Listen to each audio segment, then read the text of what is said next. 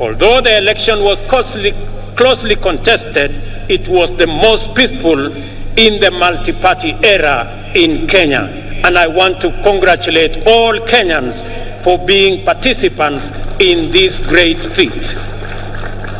Our public discourse and political discussion and the agenda of social debate has changed for good. Substantive policy issues continue to define the national conversation well beyond the election.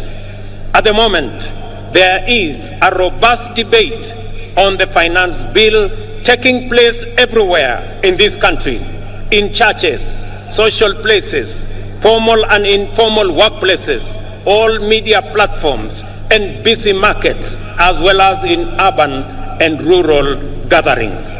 We are truly a trailblazing nation. Many countries struggle in vain to generate a national debate on public financing, taxation, or other policy issues. In Kenya, we have easily sustained intense discourse on the finance bill and the affordable housing policy for weeks now.